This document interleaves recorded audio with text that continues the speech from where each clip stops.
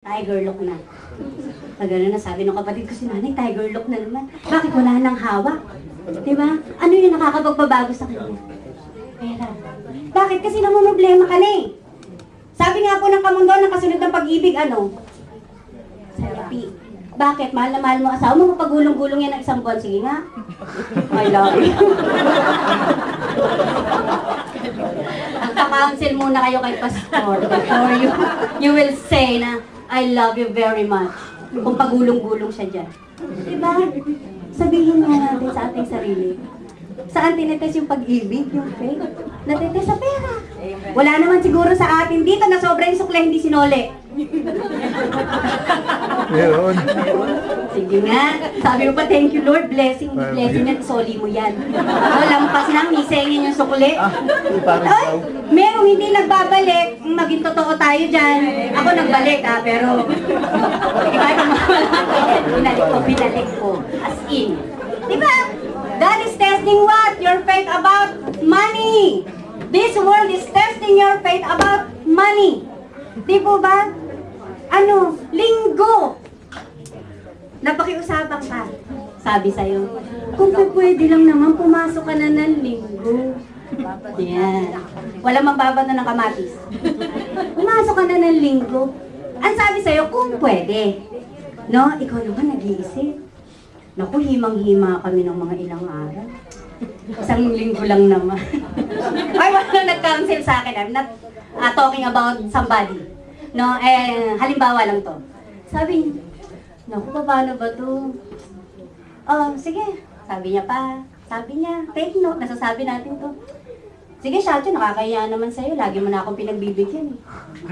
Papasok na lang ako. Next, di mo ka mabait ka. Diba? At ano ba yung masasabi mong tinitest ng Lord dito? Is it your availability? Hindi. Kasi, yung nasa loob nun, no? Yung motibo mo kung bakit ka nagyasumi, no? Kung bakit ka pumasok, no? Money. Pag tinawagan ka ng leader, ba't wala ka ng ligo? Kasi Shacho namin, minsan lang makiusap yun eh. O kaya pinasok ko. May Shacho, ginamit si Shacho. No? Pero sabi ni Shacho, kung pwede ka lang naman. Inalis na yan kung pwede. Sabi kasi ni Shacho. Di ba? It's natural. Practical ba ang faith? Faith is not only talking here in church. Faith is talking outside the church. Di po ba? Ano pa yung sinasabi ng Lord sa atin? Hindi ako magtatawag ng altar call, hindi mo ko lumapit. Test of our faith through delays. Yan. Ang sagot daw ng Lord, ano ba yung sabi ng Lord? Sige nga, Christians. Yes, no, and wait. Diba?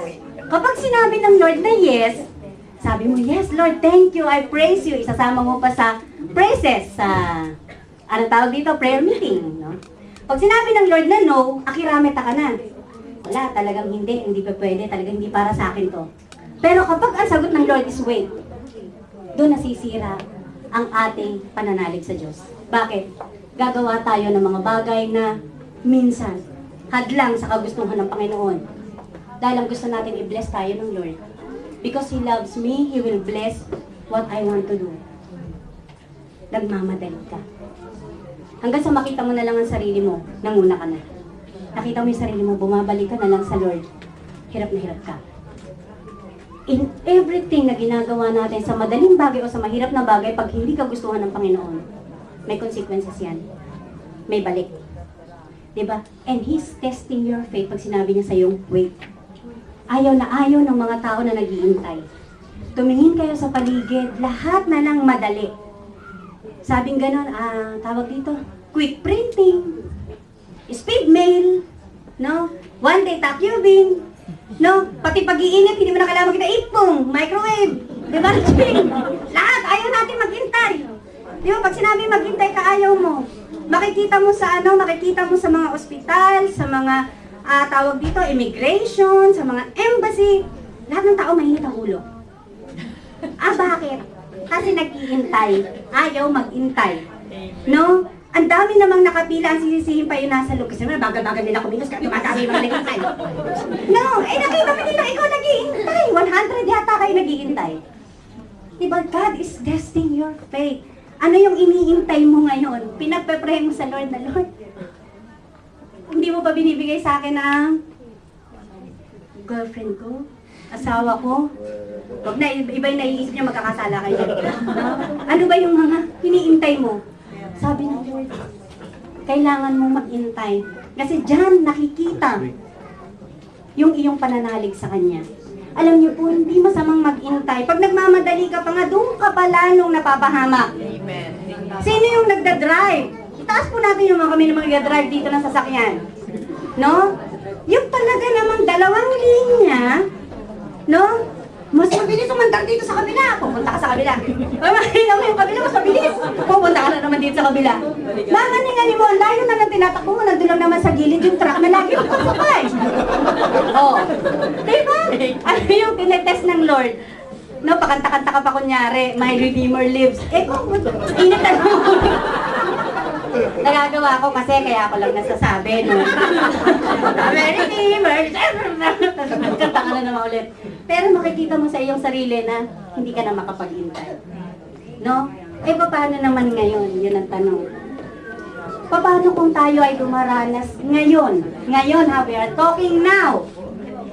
Ng kahinaan sa buhay. How can I stay in my faith? Yun ang gusto nating itanong. How to stay in faith when we are weak. Ano ba ang sinasabi ng Lord dito? Kapag ikaw ay nanghihina, at masasabi mo sa sarili mo, Lord, ang pinanghahawakan ko na lang yata yung pananampalataya ako sa'yo, kaya lang baka hindi ko na makayanan. Lord, nananalig lang ako sa'yo, kaya lang paano ang gagawin ko? Di po ba? Ito ang gusto ng Lord na malaman natin. Each and every one of us. Kung hindi ka nakakaranas ngayon, kung makaranas ka, ganito yung gawin mo. Dahil ito ang pinakagusto ng Lord, and I took it from Ed Lapis. At talaga pong nung pinapaliwanag niya, talagang lumalawak yung aking isipin at sabi ko, teka nga naman palang totoo. No? When we are weak in faith, ano ba ang dapat natin gawin? Don't stay alone too often or too long. Huwag kang laging mag-isa. Kaya masarap ang friendly. Kasi pag hindi ka nakikita sa church, tatawagan ka nung nangyayari sa'yo. Huwag po kayong magkukulong sa bahay. Dahil ang sinasabi ng banal na kasulatan diyan, sabi niya sa Ecclesiastes 4:12, though one may be overpowered, two can defend themselves, a cord of three strands is not quickly broken. Ang isang sinulit, madaling putulin o madaling tawag dito, maputol. Kapag dalawa yan, medyo mahigpit-higpit. Kapag tatlo, tinitirintas, nagiging lubid. Huwag po tayong mag-stay mag-isa. Huwag kayong masyadong loner. Dito na lang ako sa bahay, ayokong may kausap, mag-iisip ako. Kakanta ako sa Panginoon, fine. You can sing kung gusto mo, walang problema. Huwag ka lang magtagal mag-isa. Di po ba? Kapag sinabi mo gusto kong manalangin sa Lord, gusto kong mag-isa, okay. Pero huwag kang magtagal mag-isa. Dahil mahihirapan kang mag-isip ng maganda kapag ikaw ay mag-isa. Ano ang sabi dyan? Loneliness can be half and joy can be double pag meron kang kausap. Diba? Ano pa yung sabi ng Lord sa James? Sabi niya gano'n, if you are in trouble, pray. And if you are sick, call for the elders in the church, sabi niya, and pray. Magpa-pray ka sa kanila, yun ang sabi ng Panginoon. Ito naman po ang dadagdag ko dyan. When you are alone,